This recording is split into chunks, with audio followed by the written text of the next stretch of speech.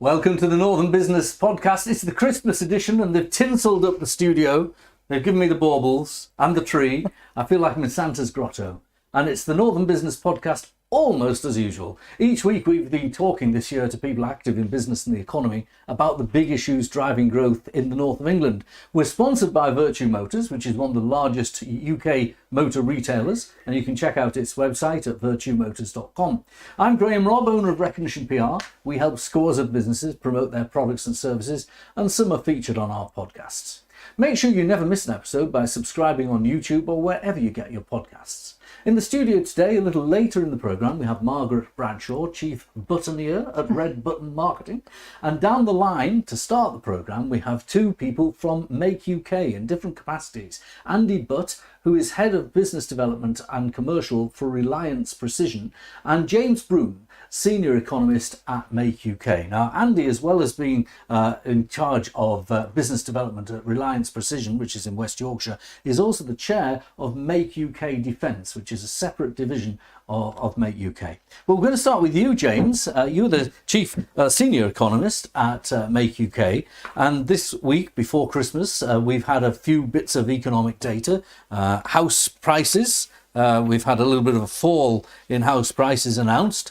Down by 1.2% in the 12 months to October. But in the northeast of England, they actually went up a bit, which was a surprise. But every other region of the country, including Yorkshire and the northwest, they went down. But then the other big bit of data was inflation, which surprised City analysts because it came in at 3.9% rather than just over 4%. So there's a bit of background for the economy this week. You're an economist, you look at these things. Were any of these indicators a surprise to you?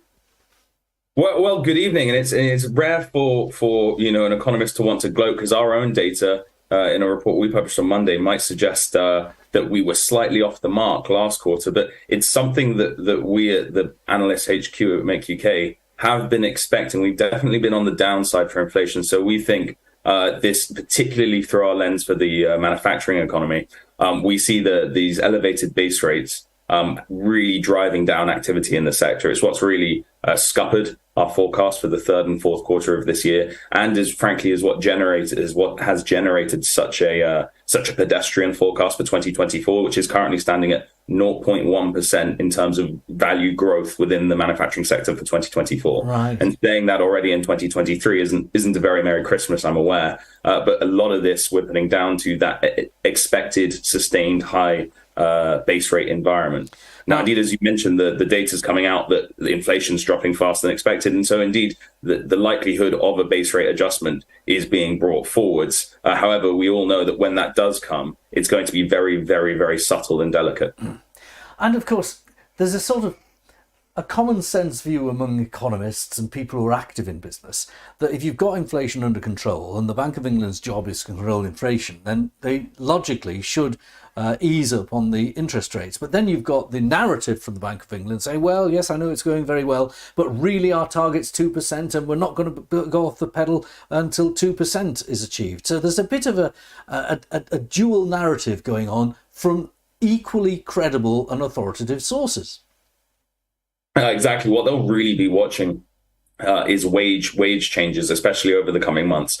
One of the bank's biggest fears, the Monetary Policy Committee, when they really think about what they're going to do with the rate, they're going to think about how much people are getting paid in the economy, right? And so they're worried about that also overused term, baking in inflation, as understandably people will have suffered, in real terms in many cases, effectively wage cuts over the year with the inflation rate over the past 12 to 18 months. And so to see what they should do with rates, they'll be really looking at as we move into the first half of 2024, has that cycle of wage increases, those extraordinary wage increases come to a close? If so, that might signal a time where it might be safe for them to start bringing down the rate. If not, they might hazard a little longer still.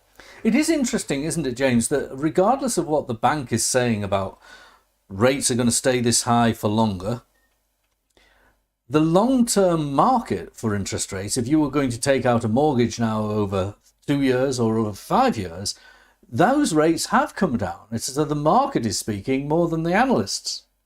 True. There's two things happening there. One of them is, which is particularly when we talk about rates, we're often referring to the mortgage market activity.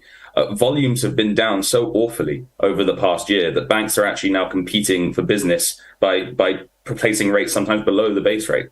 For exactly these reasons, that the mortgage business is seeing such a cut in activity compared to what was maybe pre-pandemic, to talk of such a long ago thing. Really, what we're seeing is that the economy, the sector, and indeed the bank itself, pretty much every player and every agent in this economy is aware that rates are going to go one way. It's a question of when. It will be a very, very surprising cold day where we see rates climb back up again from the position we're in. And because of that, that's why the long-term financial products and the banks are able to offer these sorts of guarantees over the long term, because everyone is pretty much 99% sure it's coming down. It's going to come way down. The question is this going to happen within a year or over the next 5? That's what's unknown, and that's what's causing a little bit of uncertainty around when we can expect to get back to higher levels of economic activity within the sector. Right at the beginning of these comments, you said that wage growth and the inflation in the wage market is one of the key determinants. It's what the Bank of England is watching. One man's wage rise is another man's job loss, as the old 1970s slogan went. But it's difficult to control wage growth when there is a tight labour market. And when it comes to your members, many of which require skills, that tight labour market ain't abating, is it? That's exactly right. And something that's somewhat, I think it's fair to say at this point, become systemic since the pandemic is the average level of demand for workers in the sector. And we'll just look at vacancy rates within the manufacturing sector in the UK to proxy that. Now, they're currently at around 69, 70,000, but that doesn't mean much to them. So you look at it as a ratio. So per 100 employed, it's currently at 2.9 jobs vacant for every 100 workers employed in the UK's manufacturing sector. Now, that long run average, if we look back pre-2021 or right the way back 30 years, is 1.8. It peaked at 4 in the post-pandemic. But what it means now is we're really in a position where it's effectively the demand for labour within the sector is 50% higher than that long run average. And that doesn't seem to be abating. So, the questions of the missing million and all those sorts of conversations about unemployment hasn't really gone up, but those economically inactive, which are very hard to track, have gone up. And what this has caused is the sector is in a sort of new normal in terms of the level of demand for labour, and where it's finding it short. The market's not supplying that sufficient amount of labour, which from a separate angle is also driving up price competition in the labour market in terms of wages. Okay, well, we've gone into some detail now, which I'm very welcome, but I just want to tell our audience that I mentioned the key economic data that was published this week from the government, but that your report also must count as key economic data because it's your Q4 report, Manufacturing Outlook. If you want to see it online, I'm holding up for our viewers a picture of it. There's PDF available. I've looked at some of the key findings. I just pull out there. It isn't all doom and gloom. I've just highlighted some just so we can get to it. Export orders growth. Now, that might be because we got a weak domestic market, but export orders were on the way up, and there is an expectation among your members that order books will grow. Rightly so, and well observed. And it's something that we've struggled with last quarter. So as part of this data, we take a very candid view. So we have our own forecast, which we calculate here at Make UK HQ, and then but also we elicit data from the sector itself and don't touch it about future quarter intentions. And so I think the most important finding about not being too doom and gloom is that the confidence metric remains roundly unfussed, despite some short-term negativity in some metrics, such as orders in the short term. So what this shows us is that there's certainly not a tidal wave of fear coming in the first quarter, second quarter of the year. What there has been is some short-term movements over the past quarter that have been unexpected, and indeed one of those is output. Has significantly come up above what we had expected in the third quarter. A lot of this is to do with surprise supply chain easements, allowing a lot of value to be unlocked out of warehouses. But of course, that's a short-term thing, and indeed, that's reflected in the confidence figure, which hasn't necessarily jumped up significantly, but also hasn't come down. And UK manufacturers' business confidence is firmly in positive territory. Now, it hasn't really improved on last quarter, but it is at approximately 6.5, which is our diffusion index, and that's above 5 is positive. And so we're going into the next year with a roundly positive confidence figure, despite an output forecast that is pretty much flat. So we'll just grab that bit of information. So a bit of data that's above 5 is positive.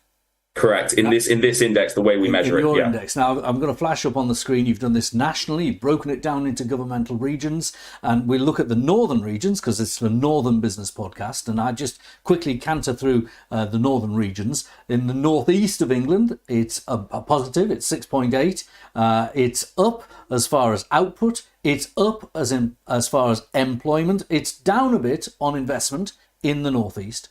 In Yorkshire and Humberside, it's up on all indices. It's up on output, it's up on employment, and it's up on investment. Not so good in the northwest. The Make UK Manufacturers Index suggests down as far as output, down on employment, down on investment, but confidence still high. 6.2% confidence in the northwest, 6.9% in Yorkshire, and 6.8% in the northeast. Now, is this typical of the country, or can I, which we always like to say on the Northern Business podcast, can we say the north of England is an outlier? Is it driving this? Well, I think it's important to observe, as you've correctly detailed, that both the northeast and Yorkshire and Humberside have above average manufacturing economy confidence there, with the northwest slightly beneath the average, but still within positivity at 6.2, just beneath the UK average at 6.5. So what we're seeing here, particularly with the improvement in output and employment, is also a little bit due to poor figures last quarter. So it's up compared to last quarter, but what we saw last quarter was effectively a hiring freeze on aggregate across the country. So our employment metric data suggested that there was very little employment growth. And so looking at this quarter, we have seen a softening in that position. The businesses were in a bit of a scared position last quarter, particularly around liquidity and cash flow moving into Q4. So this created a bit of a hiring freeze activity. So employment performance has been up across this quarter, and we're seeing that in those northern regions as well. Output as well, as I mentioned at the start, has jumped up after serious flattening last quarter. So that's reflected across those northern areas as well. As you mentioned, investment is down, apart from in the Yorkshire and the Humberside. Investment is really the victim at the minute of that heightened base rate environment, right? Money's expensive. Money's a lot more expensive than it has been, what businesses have been used to, perhaps for too long, been used to very, very cheap money. And so now the risk of, the requirement to make sure that you get those returns on investment when you're making that multi-million pound investment is ever so much more risky at the moment, especially given the uncertainty, as we've talked about, on how long that sustained base rate might go on for. Well, James, I'm going to ask you to pause for a moment because I want to segue into one of your members and ask him a little bit about his business. And that we might come back to you to close this session right at the end, but do listen in to Andrew Butt. Andrew is one of the people who are running Precision Engineering company, and you're based in Yorkshire, and it's Reliance Precision. Before we go into the specific area of Make UK you're involved with, in general, because your business is involved in lots of sectors, I should stress, what did you make of those Yorkshire bits of data that output's up, employment's up, and investment's up? Is that reflected in your own firm, Andrew? I think it is, yes. I think as a business, we're in a particularly fortunate position that we invest quite heavily in an in-house accredited training scheme for apprentices. So at any one point in time, 10% of the entire workforce is going through that apprenticeship program. So for us, we've got this in-house ability to feed in good quality resource to support our business. But overall, the order books are good. Next year is looking positive. And especially in the defence industry, noting that defence is one of several industries we supply into, those order books are also looking particularly healthy. And you're a manufacturer of precision components, so it is at the it's not metal bashing in your zone, but it is manufacturing at a high an intense end when it comes to skills and so on. So the need for those training. Just quickly canter through the kind of sectors that your business supplies. Yeah, sure. So about a third of our output is for defence across a range of products. About 40% of the business is in analytical devices and medical instruments, and then the remainder is a standard products business. Okay. But within the world of machine components, we try to push the boundaries of what we think is technically achievable. So taking on board James's point about cash flow and the cost of capital at the moment, it's something certainly we look at. We invest very heavily, not just into the people, but also into the equipment in our kind of facilities, and deciding when to spend that £1 million check on a new piece of equipment is a key decision. Okay, now I'm going to ask you to put a different hat on now, because in your non-business role, you are chairman of the body from Make UK that deals with defence. It's called Make UK Defence. It's a specific group. Tell us about that grouping. So Make UK Defence is a national organisation, and we represent the interests of the SME community. So that's the small to medium enterprise businesses throughout the UK. So we do activities like pitching at government or the MOD for policy change. So that could be anything from the prompt payment code to ensure that the supply chain is paid within 30 days or less. It could be pitching at the government to try and define what ESG requirements are rather than providing generic guidance. And we also dovetail into the parent organisation Make UK. Okay, and we'll pick up onto at least one of those points in a minute and what you're talking to the government about. But I suppose you focus on SMEs because clearly the UK has a defence industry. It's making aircraft and ships and so on, and they require a supply chain. If you're building a ship, you're going to need fabricated materials, you're going to need instrumentation, you're going to need everything from food supplies to uniforms. So there's a large element of supply chain needed to defend the country. There is, and actually one of the interesting trends we're seeing at the moment, and at least it's beginning to pick up pace, is a move towards either reshoring back to the UK or nearshoring from product in the Far East towards Europe. And I think a lot of that's being driven by the war in Ukraine and the need for greater sovereignty and control and therefore resilience around that supply chain. I think the phrase I've heard is sovereign capability. We don't want to be reliant on not necessarily hostile foreign states, but even, for argument's sake, France or Germany or Holland. We want to be able to actually have the capacity to do it ourselves. Yeah, and I think that's very valid. And if you look at some of the issues that have occurred to global supply chains over the last few years, there was the container shortage, which caused global disruption. There was the chip shortage, the electronic chip shortage that affected almost every manufacturing business. We're seeing droughts. I think it's in the Suez Canal at the moment that's preventing the normal flow of traffic through that trade route.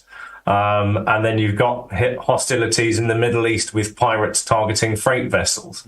So, all these big global supply chains are put at risk or stress when unexpected issues and events occur. And for something like defence, it's critical that you've got the ability to keep supporting your troops in any particular campaign. So the sovereign capability is one element of you lobbying. You were talking just then about Ukraine, and there's been some, I suppose, from the point of view of people like myself who support the Ukrainian people's fight against Putin, some disappointments in international policy. The point of view that I may hold, and maybe you hold, isn't necessarily shared even by a lot of people in democratic countries. And if you look at the UN, quite a large chunk of the UN actually sides with Russia on this. Yeah, there's the disappointing is that the politics is still playing its way out. So not to put too fine a point on it, but prosperity is only possible with security. So I'm shamelessly ripping that quote from Sir Michael Fallon. But the point he made at the time, and the point I'll make here, is even in times of economic pressure, like we've seen over the past few years with high inflation and high cost of living, you still need the defence budget to be able to secure your own borders. And I think we've been fortunate as a Western country for not having had direct threats against our country for at least the last 15, 20 years. Ukraine has certainly started bringing that a little bit closer to home. But the need for increased defence spending is still definitely there. And it hasn't been possible this week for the European community to get its aid package through. And it's also not been possible for the US Congress to get its aid package through. And Britain is almost an outlier in this respect because it's continuing to help Ukraine. The other two big economic powers will presumably sort it out, but it probably causing a lot of consternation among our Ukrainian allies. I'm sure it is. And ultimately, any delay by the West in providing the funds and the arms and equipment needed to help support the war in Ukraine is going to be emboldening Russia with its forces. We think generally that Putin's probably playing a bit of a waiting game to see what happens in the American elections. But any wavering by Western countries, casting aside what's happening in America, and any wavering to spend the money that we've all committed to support this long-term war in Ukraine is advantageous to Putin. And to put some of those figures in perspective, so that the NATO minimum commitment is 2% of GDP, or at least that's the target. The UK spends about 2.2% of GDP on defence, and that puts us sixth highest. So that straight away tells you the vast majority of NATO members are quite some way off spending the minimum commitment. And the US, for reference, spends about 3.6%. So, the difference overall, yes, the US is a massive country, and therefore at 3.6%, the amount it's generating is huge. But actually, when you look at our 2.2, it's some way off where I think we should be. Before the podcast, it's 2.29 now, so it's nearly 2.3. But there is a government policy, is there? To get it up a bit. I think it's 2.5 the government want. And I've had on this podcast lots of different organisations. I had nursery schools on a few months ago. We've had care home companies on, and they all want government to spend money. Do you think 2.5% is going to take bread out of the mouths of those sectors, or is it something that it is legitimate for defence supply chain to ask for? I'm not under any illusion that there's a magic money tree and that you can shake it and suddenly there's more. The money will end up coming from somewhere. And I won't try and do James's job and answer where he thinks that money is best coming from, or even Rishi Sunak's job. But I kind of go back to the point of what happens if the war in Ukraine doesn't go successfully for the Ukrainians. Whether there's a stalemate and then Russia re-engages, or whether Russia manages to take further land in the near term, there's a general belief that this isn't the end of it. And that Putin will continue targeting Eastern European countries in order to rebuild the former USSR. And that's hugely destabilizing for the region. And if you just want to look at the monetary aspect of it, there's a direct cost of that. You only need to look at the cost of our electricity, gas, food, fertilizer and heating bills over the past few years to know that there's been a direct result to our pockets. So my argument is not rob Peter to pay Paul. My argument is if you don't do what's needed, we're going to end up paying anyway. I've got one last question, and I'll flip back to James to finish this segment, and that is about ESG. Now, this is with your Make UK Defence hat on. You were saying that you often want to raise the issue of financial organisations requiring certain levels of environmental, social and governance. And sometimes ethics come into this, and the question about whether the armaments industry or the defence sector is an ethical investment. Now, I'm sure there'll be viewers that take a different view to me. My own view is it's perfectly ethical to support sending missiles to support families that have been enduring an invasion from a hostile state. But that's only my view. When it comes down to other views being perpetrated upon you and your sector, rather, by banks where you need funding from, that's a different kettle of fish, isn't it? It is. It's one of the hot topics at the moment. We've had members of Make UK Defence have their funding, their bank funding completely withdrawn at very short notice. And you can imagine the kind of disruption that presents to those companies. There are other high street banks that have put limits on the amount of revenue customers that they will support can gain from the defence industry. And again, that's limiting, in some instances, that's limiting the business's ability to grow and develop. Whilst others, especially some of the new startup banks, don't have those kind of policies.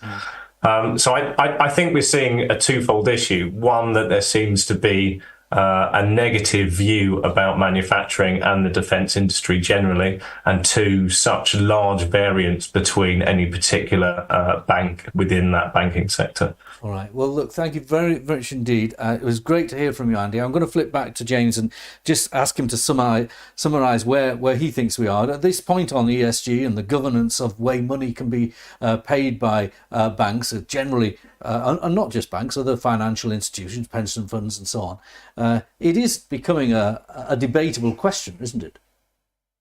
Yes, and I think if I was to wrap up, I would say that despite perhaps not very exciting headline metric forecasting, I mentioned output and orders for and indeed general overall growth for the sector next year. I think what has been mentioned, which is the silver lining, which is in those investments, and particularly those energy efficiency investments, sustainability investments, do continue to be made, perhaps driven initially by, we were talking about the war in Ukraine and the subsequent huge uplift in energy prices that we saw. But still to this day, those energy efficiency investments are trickling through the sector. And of course, while in the short term that is being driven by a cost basis, by the sector trying rapidly to get its costs down, the long-term benefit for the sector of effectively having this transformative moment of a sudden increase in energy efficiency over the past year, and which will continue into the next year, bodes well for the long term, particularly in terms of sustainability for the sector. So in terms of those investments getting a better footing, so despite 2024, perhaps in the numbers game, not looking particularly exciting,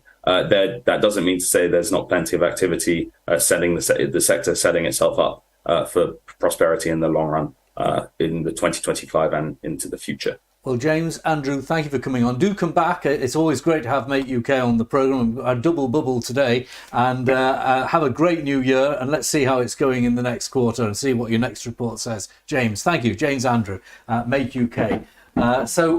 We're going to round off our last programme of 2023 with a short interview now with Margaret Bradshaw. She's based in North East England, and she runs a small business called Red Button Marketing and Training, which has devised a new kind of software, Digital Edge software it's called. Margaret, you're pioneering, you're innovating, it's only a small business. Tell us about the software. Yeah, okay. So the software is actually, it's My Marketing Button is the name of the software. And we're really excited that we've just recently welcomed our first agency ambassador, and they are Digital Edge. Right, okay. So Digital, I got yeah, the no, that's okay. Digital Edge are actually an incredible agency. They're based in Aycliffe, run by Ian Proctor and Graham. Not Graham Proctor, by the way. I just don't know his surname. But no, they're a great team. And the software, My Marketing Button, what that is it's an online framework that gives SMEs, so startups, micro, small companies, a really great way to plan their marketing tasks. Because I think if we just kind of take a step back and ask ourselves, it's really good to ask in a business this question: what is marketing? It is a business process, but trying to get sort of the same page thinking around what it actually is can be challenging. So we decided we would like to make it visible. So you've broken it down on the screen for people. Yeah, so it's great and it's really motivational. I mean, this is also at the heart of everything we do through whether it's and we've got like that blended approach in our businesses. So we've got the training element, so we train in the process, and then the technology, the software acts as a kind of that task manager for people to use after training, or they can just go on and use the software. Now, the kind of people that would be responsive to this training is, I suppose, people who are newly into marketing posts. Well, yeah, and actually, interesting, we've just done a really big project in the Northeast and been involved with a number of companies, and the interesting different roles that we've seen on the training. So it's people new to marketing roles, or it's people involved in a business who are looking to have more responsibility to get involved in the marketing process, but it's also business owners who actually would just really quite like a way to see this amazing process that kind of acts as a connector. Because we talk a lot about operations, we talk a lot about sales, and I think we all get that, but trying to define what marketing actually is and where it sits in the business can get a bit blurry at times. So we kind of wanted to call it out and make it clear. So let's get this right for the finish of the interview. It's called My Marketing Button. And your business is Red Button Marketing. Press the red training. button. Yeah, absolutely. You're training people in marketing and helping businesses to achieve marketing solutions. Absolutely. What we're training in this marketing performance framework. We're training in what this framework looks like and how people can use it as a way to embed a marketing culture, a way to visualize what the marketing process looks like, because ultimately it's for people involved, whether they're internal or the external agencies, but everyone involved on that company's marketing process. So we've made it visible so people can see where they can impact. So our training is very much centered around what that visible process looks like, but how people can use their knowledge, their expertise, their insights in such a way to connect, and I'm using my hands here, but to connect and like stitch together that solid marketing function. She is. For people listening on the podcast, she's using her hands. I'm stitching. Listen, Margaret, it's been great having you on the last Thank you so programme. much. Honestly, Have that's a been great lovely. new year with And this new you. product, and thank you for joining. Good tree, by the way, Graham. Thank you so much. Very good. If you'd like to join us as a guest in 2024 on the Northern Business Podcast, get in touch. We'd love to hear from you. Thanks to my podcast producer, Harry Sinclair, and my technical operator, Robin Campbell. And join us next time on the Northern Business Podcast, which is in the first Wednesday of January. Never miss an episode. Like, rate and subscribe on YouTube or wherever you get your podcasts. Happy New Year.